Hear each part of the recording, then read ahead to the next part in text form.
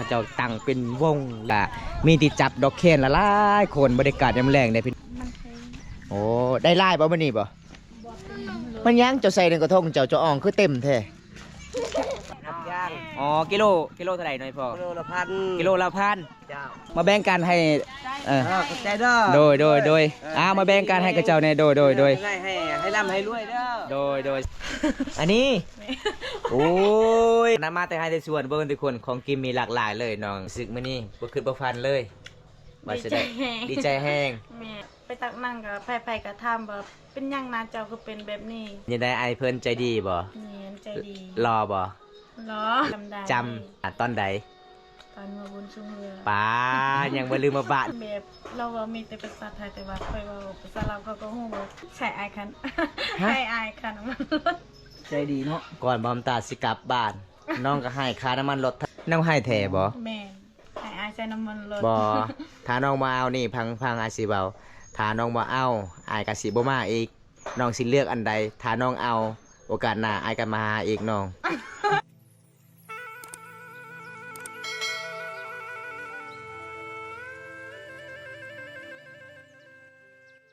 แต่กี้กดเตียเราจัง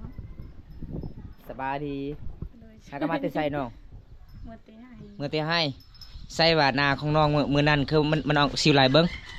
บ่มี เศร้าเลยบ่โอ้น้องท่าหยังอันนี้น่ะ สยา ใส่ยาบ่บ่แม่นสิวบ่ บ่แม่ มันเป็นตุ่มบ่น้องคันบ่โอ้ได้เงินมาแต่ใส่ไปกวน เงินนี่พอไป ฮะ เอาเงินนี่พอซื้อยาแบ โอ้ บนี่พอ ยืม หาเข็ม ยืมเงินนี่พ่อบ่โอ้ก็คือน้องใส่ยาจักมื้อแล้ว 3-4 มื้อ 3-4 มื้อแล้วก็คือตอนเบาบนตาไปตอนนั้นอาการของน้องมันเริ่มเลยเนาะเริ่มเป็นออกเป็นตุ่มเลยทุกคนโอ้มามื้อนี้น่าจะเป็นคือหน้าเซาโทคือเก่าได้ แล้วก็มีไอฮักเพิ่นเป็นห่วงว่าเป็นหยังเนาะหน้าเซาโทคือมันเป็นตุ่มลายเวลามันเป็นตุ่มมันระบาดมันคันเนาะ แม่นเมื่อคืนหันบ่ได้นอนเลย2 คืนบ่ได้นอนมันคันเบิด คัน แดงบิด เจ้าเก่าตลอดเลย แม่น เวลาเจ้าเก่าแดงหมดเลย โอ้ เห็นมันขึ้น บ่แม่นน้องสั่งกระแปรงผิดแบบแบบอยู่ในออนไลน์บ่ บ่น้องบ่ได้แซะบ่ได้สั่งกระแปรงลายแต่ว่าน้องเคยใส่แต่กันแดดที่ซื้อมาตลอด อ๋อแต่ทะเบียนนี่มันเป็นแบบใดแต่ทะเบียนน้องแต่ทะเบียนมันเริ่มเป็น มันเป็นสีแดงๆ เป็นสีแดงๆน้องก็เลยคิดว่ามันเป็นซิวก็เลยเกาเอา แม่น สุดท้ายมันออกลายเลย แต่มื้อนี้ก็ดีใจนำเด้อหน้าของน้องก็สิเริ่มเศร้าแล้วแต่มันเป็นสีดำๆเบิดเนาะ แม่น เป็นสีดำๆแล้วอีกยัง3-4 มื้อก็คือให้น้องไปกวดต่อถ้ามีเงินเด้อแล้วก็ให้แพทย์ล้างใจเจ้าเลย แล้วมันล้างใจล้างหน้าทุกคนเลยทายาแบบขาเสือเนาะตอนนี้น้องบ่มีเงินน้องก็เลยบ่ได้ขาเสือตอนนี้น้องหากมาแต่ไสนี่ ก็มันก็กดมัน ก้นมันคอยคิดว่าเจ้าทางให้คอยท่าเจ้าบัดโดนๆเด้คอยถามน้องเจ้าว่าอยู่ไสเซาโทยังทันมาได้ให้เพิ่นว่าป้ามาเมื่อนี้ก็คือไปมาตอนเช้าๆกับบ่ได้พ่อเจ้าคอยก็เลยถามมื้อๆได้ เป็นห่วงเจ้าหลายเพราะว่ามีไอ้ใหญ่เพิ่นให้บอมตาไปเยี่ยมยามเจ้าเพราะว่าเห็นหน้าเจ้าซิวมันแม่นซิวเนาะมันจะเป็น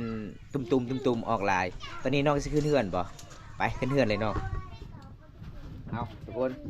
ตอนนี้ก็มาเยี่ยมมายามก็ได้พ่อน้องหากะมาแต่ป่าแต่ดงพี่น้องน้องไปก้นมันเจ้าเองบ่หรือว่ามันพี่น้อง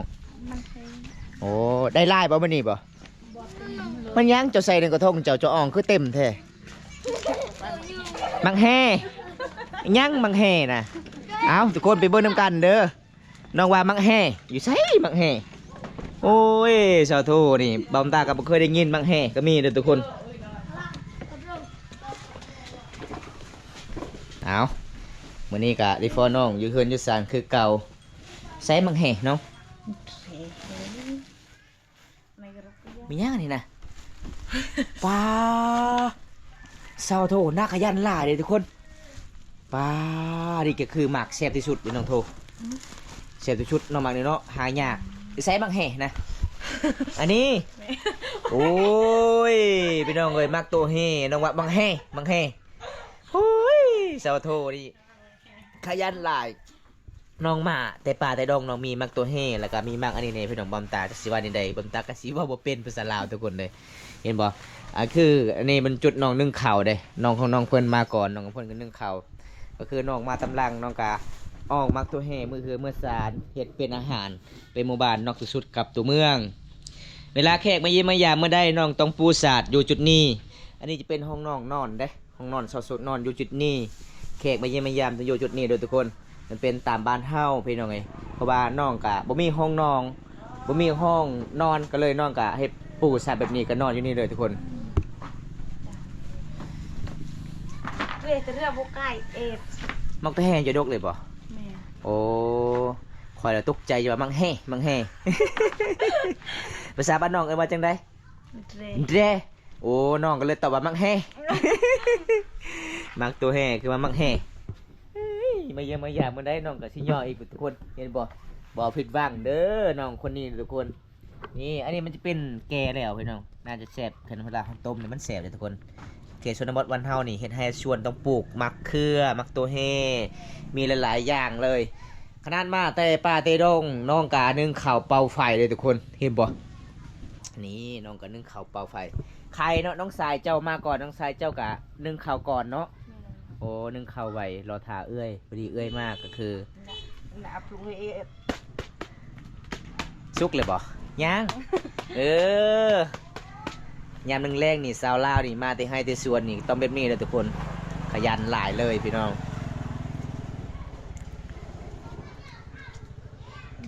อาจารย์เกรตาย ไปนังว่าจะเฮ้ไว้ นังว่ากินมักตัวเฮ้ก่อนเด้อไอ้บ่าวบุญตาเพิ่นว่านี่เห็นบ่มาเมื่อใดน้องก็เอาน้ำย่อมักตัวเฮ้มากินทุกคนประเพณีของชนบทลาวน้องก้อนมันจักคนมื้อนี้น้อง 3 3 คนได้จักโตน บ่ฮอดตัว บ่ฮอดโตนเลยอ๋อกินมักตัวเฮ้บ่ได้เอิ้น FC บ่กินน้ำ มาแล้วกินมาเอง มักเฮ้ กินมาตัวแห่ นี่กินมักตัวแห่นำกันเด้อเพิ่นว่าพี่น้องอันนี้คือซาวโทเด้เพิ่นบ่มีเงินอยากรักษาหน้าก็เป็นตุ่มหลายเห็นแล้วโอ้ยเห็นไอ้ใหญ่เพิ่นส่งวิดีโอส่งรูปให้บอมตาเบิ่งป้าเป็นตาย่านเนาะแต่บอมตาไปแรกๆค่อยคิดว่าซิวจะออกค่อยก็เลยถามจะว่าเป็นหยังหน้าเจ้าจะว่ามันออกตุ่มเป็นคันเนาะ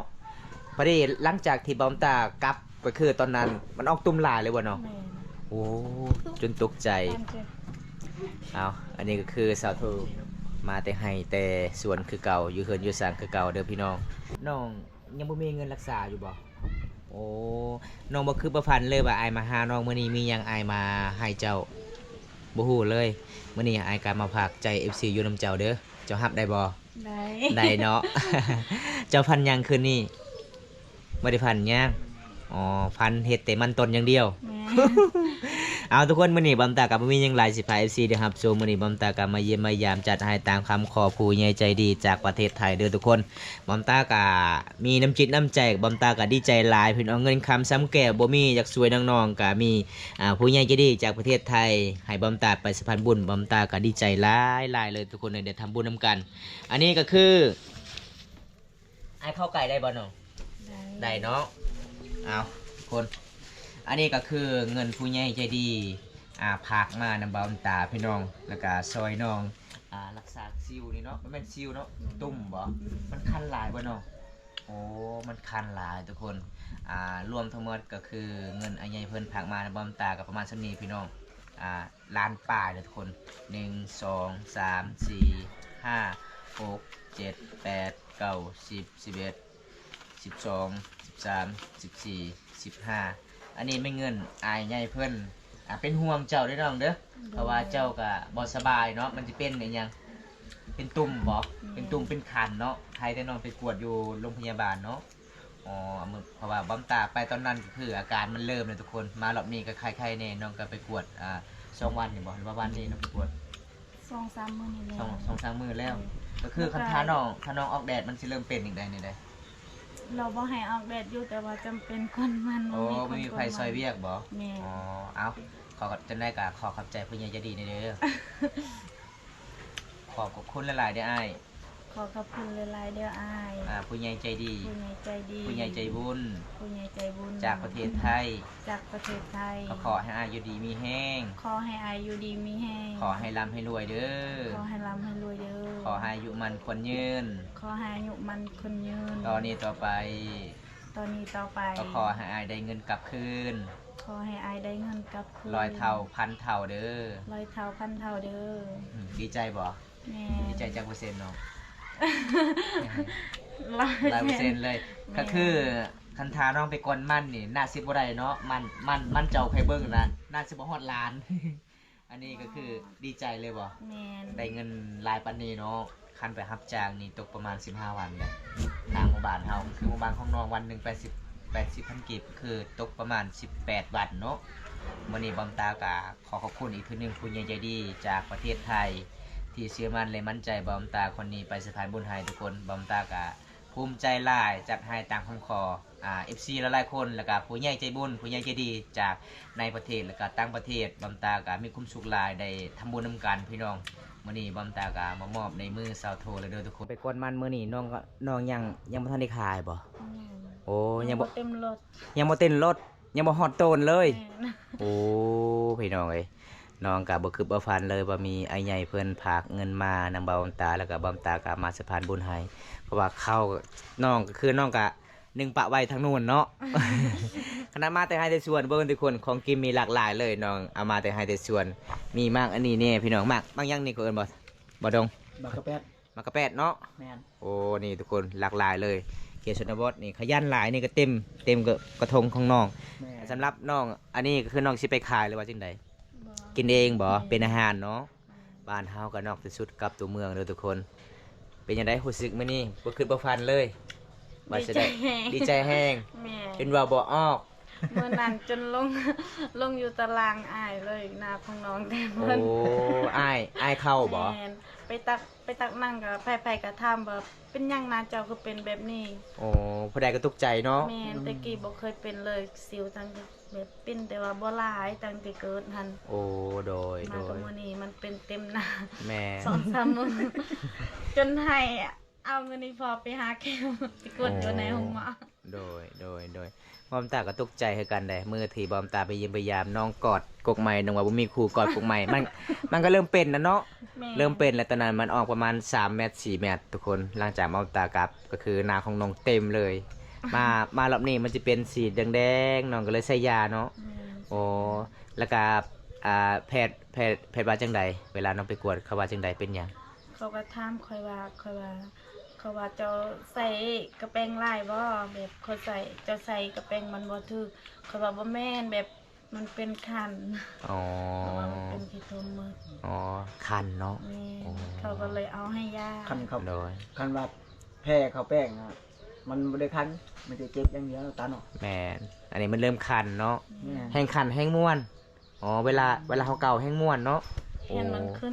ขึ้นตลอดเลย ตลอดเลย แห้งเก่าแห้งขึ้น แม่น โอ้แห้งเริ่มแผ่ขยายลายเลยเนาะโอ้ทุกคนเป็นตาหยานคือกัน เพราะว่าบอมตาเห็นก็คือครั้งแรกเลยผู้สาวแบบเป็นตุ่มออกลายตามนาตอนนี้ก็ไข่เลยทุกคนนาของน้องกะสิดีๆ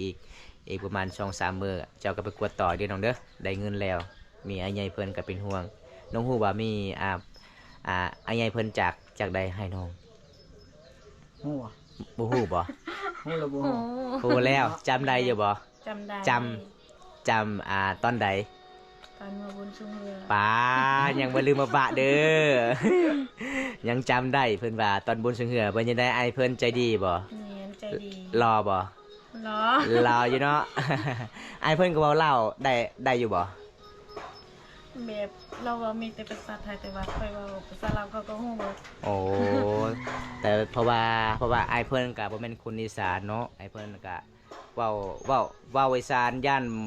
บ่ถูกคำไอ้เพิ่นก็เลยเว้าภาษาไทยได้แต่ไอ้เพิ่นนี่ใจดียอมรับว่าใจดีไอ้เพิ่นนี่ละลายคนไอ้เพิ่นช่วยเหลือครอบครัวยากๆจนในเขตชนบทเฮากว่า10ปลายกว่าคนนี่เนาะไอ้เพิ่นนี่ใจดีเพราะว่าอยู่ทางใดบ่มีหลังคาเฮือนไอ้เพิ่นก็ซื้อให้ก็คือหลังคาเฮือนเจ้าก็คือไอ้เพิ่นเนาะซื้อให้เนาะใจดีเนาะบอมตายอมรับว่าใจดีคันบ่มีไอ้ใหญ่เพิ่นก็บอมตาก็บ่มีเฮ็ดคลิปตอนต่อไปทุกคน แล้วก็มีอาใหญ่เพิ่นซัพพอร์ตมาโดยตลอดมื้อนี้ก็พร้อมตาก็มีความสุขหลายได้ทำบุญนํกันแล้วก็ขอบคุณอีกเทื่อนึงอาใหญ่เพิ่นที่ให้บำตาใส่ค่าเดินทางไปทำบุญนํกันทุกคน จอดน้ำมันรถไหม อีหยังอีกเนาะ ใช่อายคัน ฮะ ให้อายคันน้ำมันรถ ให้อ้ายค่าน้ำมันลดอีกบ่ ไม่ใช่แค่ ป้าพี่น้องเอ้ย ใจดีเนาะ ก่อนบำตาสิกลับบ้าน น้องก็ให้ค่าน้ำมันลดเท่าใดเนาะน้องสิให้250,000น้องให้แท้บ่ แม่ ป้าทุกคนบ่ผิดหวังเลยทุกคนบำตามาเมื่อใดก็คือน้องให้เงินมื้อนี้250,000ได้น้องบำตาสะพานบุญก็คือให้เงินน้องก็คือล้านหาน้องตอบแทนอีกพี่น้องน้ำจิตน้ำใจอันงดงาม250,000ทุกคนเด้เจ้าให้แท้บ่น้อง ให้แท้ โอ้คอยเบิ่งเจ้านี่เงินอยากไปกวดอยู่โรงพยาบาลก็บ่มีเจ้ายืมเงินอีพ่ออีแม่ก็คืออายบ่เอาเด้อน้องเด้อขอบใจหลายที่เป็นห่วงอายเด้อ ให้อายใส่น้ำมันรถ บ่ถ้าน้องบ่เอานี่พังอาจสิเว้าถ้าน้องบ่เอาอายก็สิบ่มาอีกน้องสิเลือกอันใดถ้าน้องเอาโอกาสหน้าอายก็มาหาอีกน้อง อายฮู้อยู่ว่าน้องเป็นห่วงอายการเดินทางการลำบากแน่จางขาสะพานไม่ไหลแต่อายเป็นห่วงน้องกลัวน้องสิเลือกอันใด เอาเลยน้องขอบใจหลายที่เป็นห่วงอายเด้อเอาให้เจ้าซื้อยาแล้วก็ซื้อเกลือให้พ่ออีแม่นำเด้ออืมขอบใจหลายที่เป็นห่วงอายเพราะว่าอายเบิ่งเจ้านี่หาเงินหาคำบ่เป็นเพราะว่าถ้าอายบ่มีมื้อหน้าอายก็ขอไข่ไก่เจ้ามาขายโลด หยอกน้องเด้อทุกคนไปเบิ่งข่าวไผ่ ข้าวเจ้า มันสิดับเลยเด้อน้องเอาไว้น้องอันนี้ก็คือจะหน่อยลมพัดเด้อน้องเอ้ยเอาไว้เลย เอาไว้เลย เอาทุกคนวันนี้กาสิตามติดวิถีชีวิตน้องก่อน อันนี้ห้องนอนของน้องเด้อห้องนอนเจ้าบ่วางห้องนอนในแม่ทางนี้ ห้องนอนนี่ ห้องนอนในแม่โอ้เจ้าไว้เครื่องนะแม่เอ้าเขาเจ้าบ่รักบ่เจ้าไว้อยู่นี่บ่ บ่ โอ้ปลอดภัยเนาะเขื่อนเฮาเนาะ น้องคงคอยกันนัดคนหนึ่งเรายังบ่ได้เอา โอ้น้องของน้องนี่บ่เคยรักเลยเนาะ แม่ เอาทุกคน หลังจากเฮาไปสะพานบุญให้ผู้ใหญ่ใจะดีแล้วน้องตอนนี้กะสินึ่งข้าวเป่าไฟป้าพื้นสิเบิดแล้วเด้สาวโทรให้เจ้ามาแต่ให้แต่ส่วนคือบ่ได้เอาพื้นมาเฮือนมาซานเพราะว่าเจ้านักแล้วเนาะอ่องอาหารกินเด้ทุกคนมีผลไม้หลากหลายเลย นี่ยามแรงๆในสาวลาวหลายๆคนต้องเป็นเมนูทุกคน ขยัน เนาะ อืมประมาณจักนาทีจึงสุกน้อง มัน30 30อ๋อเป๊ะเลยเนาะหลายๆคนก็30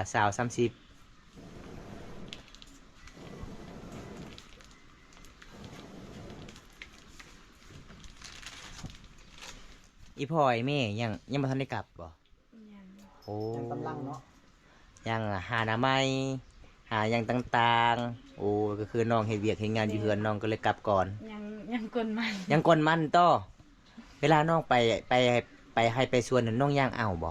ยังเอา ประมาณจักหลักน้องไกลอยู่บ่ บ่ได้ไกลปานใดแต่ว่าคันไปอยู่นานี่ไกล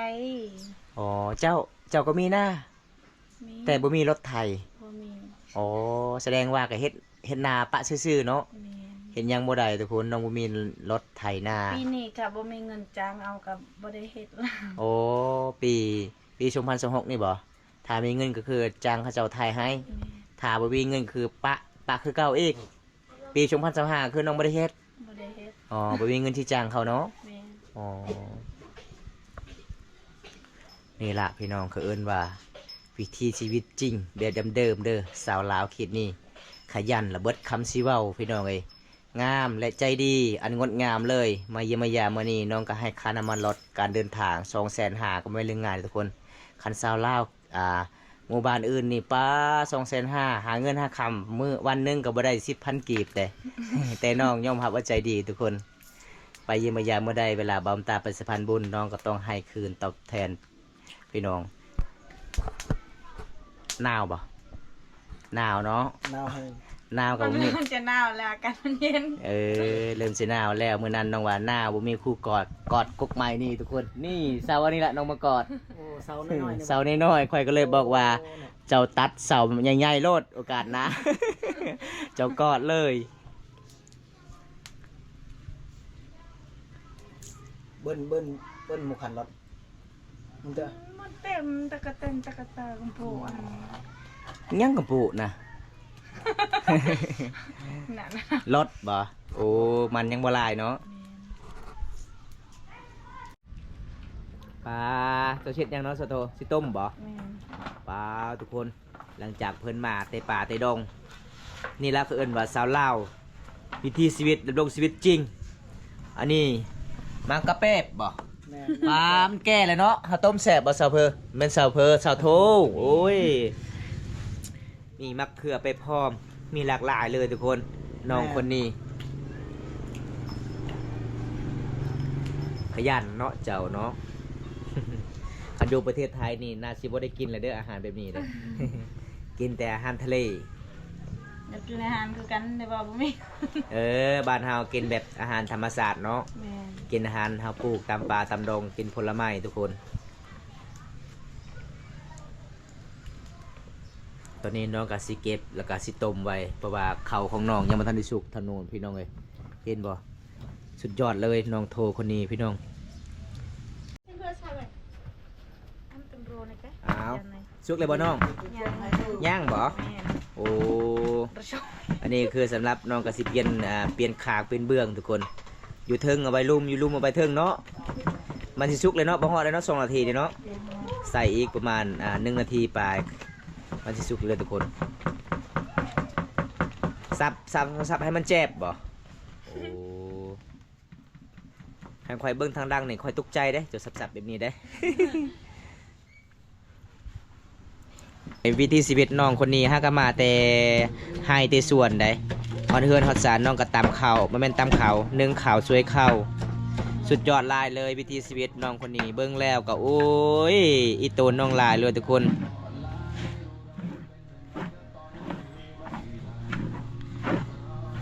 หอมเนาะข้าวไห้นะซอโทบ้านเฮานี่ส่วนหลายก็บ่มีข้าวหน้าเนาะมีแต่ข้าวไห้อย่างเดียวเด้อทุกคนข้าวหน้าก็บ่ค่อยมีพี่น้องส่วนหลายบ้านเฮานี่เฮ็ดแต่ไห้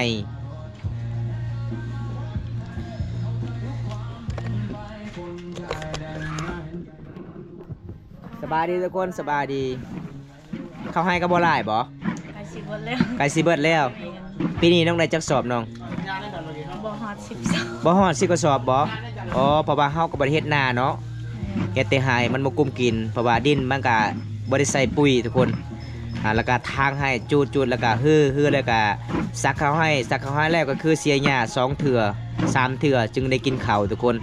คันบ่เฮ็ดก็บ่มีข้าวกินเด้อพี่น้องบ้านเฮาต้องสู้ชีวิตดำรงชีวิตแบบดำรงชีวิตตามป่าตามดงทุกคนเป็นคนป่าก็ว่าได้เด้อพี่น้องป้าไวขนาดแล้วเนาะจะสวยข้าวเนาะ เวลาสวยข้าวใส่น้ำติ๊บก็คือต้องปั้นให้มันแจบให้มันแน่นก่อนเนาะนี่เพิ่นใส่ติ๊บขาวไปเลยสุดยอดเลยทุกคนน้องคนนี้โมเมนต์ธรรมดาเลยทุกคนวิธีชีวิตสาวโทสุดยอดหลายขยันสุดๆคนงามใจก็ดีได้ให้เวียกเฮ็ดงานบ่ผิดหวังเลยนี่ขยันหลายพี่น้องเอ้ยหลังจากเพิ่นนึ่งข้าวแล้วสำเร็จเพิ่นก็สิต้มหมักอันนี้ทุกคนเฮ็ดกินเป็นอาหารเนาะบ้านเฮาก็บ่มีอาหารกินอยากกินอาหารอยู่ในตลาดก็บ่มีเงินจักซื้อต้องกินอาหารแบบธรรมชาติเลยนี่ขยันหลายเด้อทุกคนสาวโถได้เห็นบ่เพิ่นต้มปะไว้หลังจากนั้นเพิ่นก็ทาให้มันสุกแล้วก็กินข้าวกินน้ำแล้วไปอาบน้ำกินยังนี่นะตำแจ่วบ่อ๋อหลังจากต้มมักอีหยังคนอื่นน่ะคนลืมเลย เอาสุกเลยเนาะปลาทุกคนตอนนี้น้องกานึ่งข้าวก็สุกต้มหมากกะแปก็สุกด้วยทุกคนตอนนี้น้องกาสิย่อผ้าขาวก่อนบอมตาสิกลับบ้านน้องก็ต้องย่อผ้าขาวมันเป็นตามประเพณีทุกคนแจวก็คือแจวน้องจีเอาหรือว่าน้องเผาเอาสาวลาวเขตนี่ต้องแบบนี้เลยทุกคนน่าฮักหลายใจดีพี่น้องเห็นบอกนี่มาแล้วเด้อทุกคนปลาเพิ่นบ่มีอาหารแต่กินอาหารของหายากอันนี้น้องปลูกมาที่ไห้ที่สวนเลยทุกคน เด้อกินข้าวนำกันเด้อแต่ว่าบ่มีอาหารกิน อาหารอย่างนี่น้อง มักกะแปบ มันก็แป๊บสุกเลยบ่ สุกแล้ว สุกเลยเนาะ สุกแต่ในกระแปบ มากินน้ำกันนะทุกคนเอามากินเลยน้องข่อยเห็นเจ้ามาแต่ให้แต่สวนมันหิวแล้วน้องเอ้ยเอาเปิดติ๊บข้าวนี่เด้อน้องเอ้ยไปเบิ่งเจ้ากินข้าวแห้งลายเลยอยากกินแห้งหลังจากกินข้าวกันน้ำแล้วก็คือน้องไปอาบน้ำบ่โอ้อาหารทะเลกับบ่มีบ้านเฮาเนาะกินแต่อาหารแบบนี้เด้อพี่น้องปลาหลังจากกินข้าวกินน้ำแล้วน้องก็ไปตักน้ำบ่น้องโอ้น้องคนนี้บ่เป็นธรรมดาทุกคนสู้ชีวิตอีกเด้อยู่เฮือนน้องก็มีแต่น้องละเป็นคนใหญ่ช่วยเวียกอีพ่ออีแม่มื้อนี้อ้ายขอกลับกันเด้อน้องเด้อจังได้ก็ตั้งใจสู้ๆช่วยเวียกอีพ่ออีแม่เด้อโอกาสหน้ามีเวลาว่างมาเยี่ยมกันใหม่เนาะบ๊ายบายแน่บ๊ายบายนี่ก็ขอบคุณละลายผู้ใหญ่ใจดีจากประเทศไทยบอมตาไปสะพานบุญให้มื้อนี้บอมตากะมามอบในซาวโทแล้วพี่น้องเห็นแล้วก็สงสารน้องหลายพี่น้องวิถีชีวิตน้องกะเป็นสาวขยันในหมู่บ้านแกงอะลองเลยทุกคนบอมตากะสิปิดไว้สินี้ก่อนบอมตากะสิเดินจากหมู่บ้านแกงอะลองไปหาบอมตาก็ตกประมาณ10 ปลายกิโลพี่น้องอันนี้คือชาวบ้านนะชาวบ้านแกงอะลองพี่น้องเว้ยเห็นบอกละลายคนเขาเจ้ากะมีติดจับดอกเคนละลายคนบรรยากาศยามแรงเนี่ยพี่น้องสบายดีอ๋ออันนี้ดอกแคนเจ้าบ่ บ่แม่นดอกแคนเขา อ๋อจะไปรับจ้าง รับย่าง อ๋อกิโลเท่าไหร่หน่อยพ่อ กิโลละพัน กิโลละพัน เจ้า โอ้อันนี้คืออีพ่อของสาวไทยทุกคนนี่อันนี้คืออีแม่เนาะ เจ้า อีแม่อีพ่อเพื่อนมื้อนี้ก็ไปรับจ้างเบิดมื้อนี้ได้จักโลเลยพ่อ ประมาณโลนึงเลยแหละ โลนึง ลูกสาวก็เอาผัวปะเนาะหาเงินหาคำก็บ่เป็นแล้วบัดนี้ทุกคนก็เลยรับจ้างเอาดอกแคนมาเด็ดดอกแคนพี่น้องเอ้ยชนบทบ้านเฮาต้องแบบนี้เด้อพี่น้องอันนี้ก็ประมาณโลนึงกับ2 โลเนาะสุดๆเนาะ เจ้า นี่ทุกคนอันนี้คือสาบานกันละลายคนได้เขาเจ้ากะรับจ้างเมื่อพี่น้องเพราะว่าเฮือนหลังนี้จะเป็นพอขาในหมู่บ้านทุกคนเห็นบ่บ่ว่าจะเป็นผู้หญิงผู้ชายเขาเจ้าก็ต้องรับจ้างเมื่อพี่น้องละอันนี้ก็จะเป็นเดินหลายเลยพี่น้องเห็นบ่สาบานกันมาละลายคนมันเขาเจ้าตั้งเป็นวงเรียบหลังสาวหมู่บ้านได้บ่ว่าจะเป็นเด็กน้อยก็คือรับจ้างได้พี่น้องก็คือเขาเจ้าก็มาเกี่ยมไว้สิ่งสิมาติดก็มีพี่น้องละลายคนได้พอได้ซื้อเกลือปิ้งนัวล่ะพี่น้องสนวัตบ้านเฮา จ้องแก้วบ่โอ้เพิ่นว่าชื่อแก้ว2 แก้วจ้าแก้วเนาะอยากซื้อขนมเนาะโอ้ เอาทุกคนโอ้ปีนัวอะไรจ้าเฮาปีนัวละเดินเรียกเป็นหนวกให้เจ้าแก้ว โอ้เพิ่นว่าบ่มีเงินซื้อปิ้งนัวต้องซื้อขนมได้ เป็นตามวนหลายพี่น้องเบิ่งนี่เป็นตามวนหลายได้ของไผ่ของมันเนาะโอ้ อันก็ไหวเห็ดเป็นได้ไล่ ถ้าบ่ได้เฮ็ดไว้ก็คือได้หลายถ้าบ่ได้คิดค้างคือได้500อันนี้ได้บ่2 โลมีไหมเท่าน้าวก็ดังเพิ่นว่าบ่ฮู้คือกันลูกเอ้ย บ่ฮู้เซ็ง เอาหาเงินหาคำอย่างนึงแรงไปรับจ้างหลังจากมาแต่ให้แต่สวนทางให้ทางสวนก็เลยรับจ้างเล็ดดอกแคนเด้อทุกคน ให้เลยจ้าเอ เอาเห็นบ่เพิ่นเห็นชาวบ้านเพิ่นต้องเอิ้นกันมาเด้อหาเงินยามแรงๆเด้อเพิ่นว่านี่โอ้สาวน้อยนี่เด็ดละติดเลยเนาะ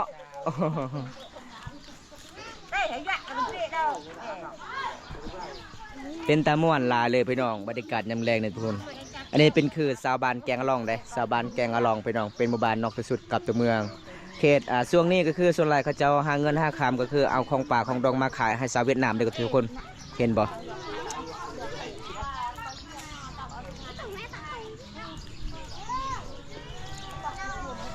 บ่ดองจะจดแบบนี้อันนี้ก็คือเป็นเพื่อนพ่อค้าบ่ แม่น โอ้ก็คือหลังจากเขาเจ้าซื้อมาแต่ปลาแต่ดองเขาเจ้าขายเป็นมัดแม่นบ่หลังจากนั้นก็คือจ้างชาวบ้านมาเด็ดอีก แม่น กิโล ละพัน กิโลละพัน แม่น คันซื้อมาเป็นมัดนี่แบบเอายังมาทันนี่เด็ดนี่โลนึงเท่าใด โลนึง4,000 4,000บัดเด็ดแล้วได้บัดนี้ขายโลนึงเท่าใด เดือนแรกก็เพิ่นว่าทำมาขายเองเนาะ แม่น โล8,000 โล8,000 แม่น ถ้าแห้งเด้ ถ้าแห้งก็15,000กีบ 15,000กีบ โดย ถ้าบ่ได้แห้งบ่ได้ซื้อ บ่ได้ซื้อ โอ้โหเอาอันนี้คือเจ้าภาพบ้านนะทุกคน บ่าวดงสวรรค์เป็นหมู่บ้านแก่งอะล่องเด้อพี่น้อง เอาเจ้าบ่ได้พาลูกเมียเจ้าไปรับจ้างคือกันบ่ บ่ฮู้น้ำเขา อ๋อก็คือผัวไปตลอดเลย แม่นบ่อยู่บ้าน อ๋อไปหาสาวน้อย โอ้ยตายพี่น้องเอ้ย เอาเบิ้งเขาเจ้ามาละลายคนทำขอบทำครัวหาเงินหาขับยามแรงๆเลยทุกคน แต่ครอบครัวบอดองจักไปใส่ละเนาะ มาไทยคือกันนิ่มถึงเฮ้ย ป้าไอแม่เพิ่นอันนี้กระเป๋าเงินเนาะโอ้เพิ่นเกียร์ไว้เลยเพิ่นว่าเออเออเอาทุกคนเลยเห็นเขาเจ้าก็คือเขาเจ้าหาเงินหาขามแบบนี้แหละทุกคนเขตชนบทโอ้ได้เงินอะต้องได้เงินมันเลย ได้เงินหลายไปไม่เท่าโอ้เพิ่นว่าได้เงินหลายพี่น้องเลยปลาจะโยนของตุย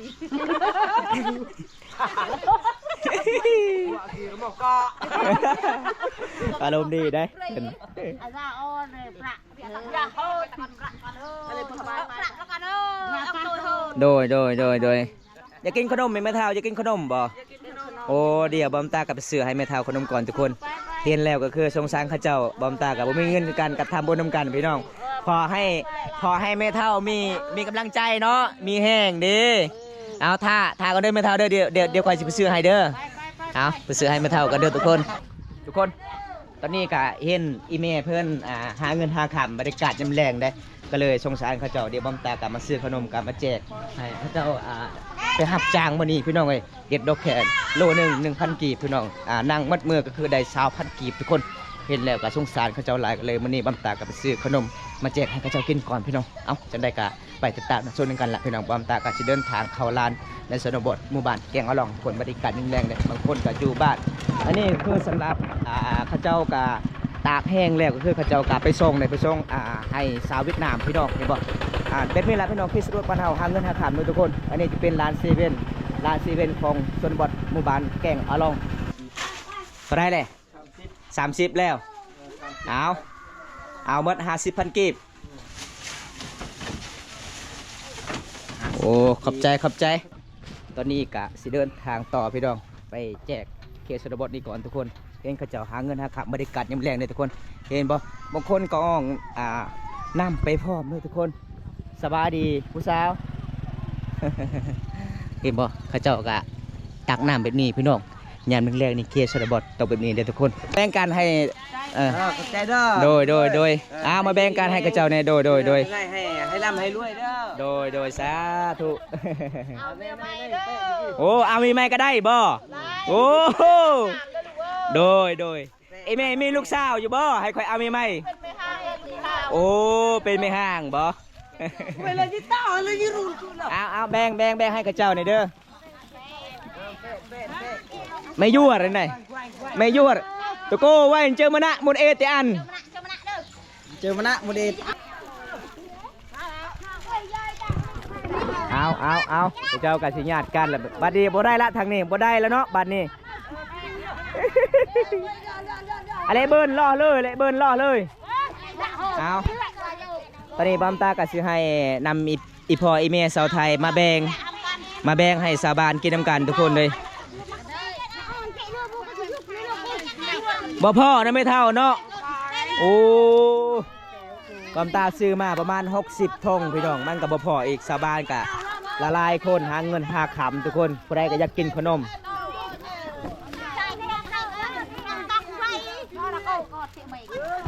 จ่ายไปนี่ก่อน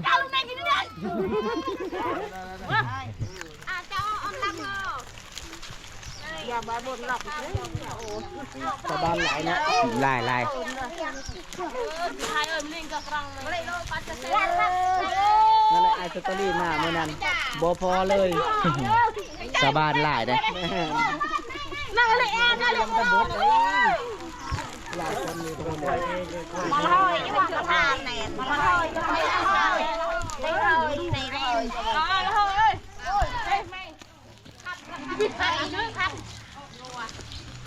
แอมบ่โอ้เพิ่นว่าแอมเอาทุกคน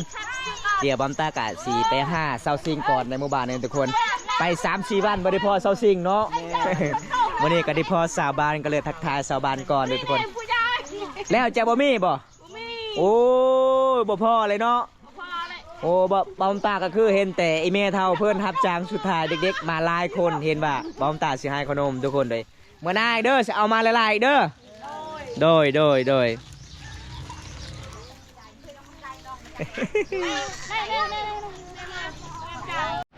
เอาทุกคนก่อนบอมตาสิกลับบ้านหมู่บ้านนี่ก็คือต้องขามสะพานไม้ไหลเลยทุกคนอันนี้คือเป็นสะพานไม้ไหลหมู่บ้านแกงกะลองชนบทลาวเด็กพี่น้องเพราะว่าบรรยากาศยังแรงก็คือสาวบ้านเขาเจ้ากะไปอาบน้ำบางคนกะหาปูหาปลาเลยทุกคนแต่เป็นกะสิตกดินพี่น้องมื่อนี้บอมตาเดินทางมาผู้เดียวเลยทุกคนโอ้เป็นตะมวนลายเลยพี่น้องวิวธรรมศาสตร์สุดยอดลายเลย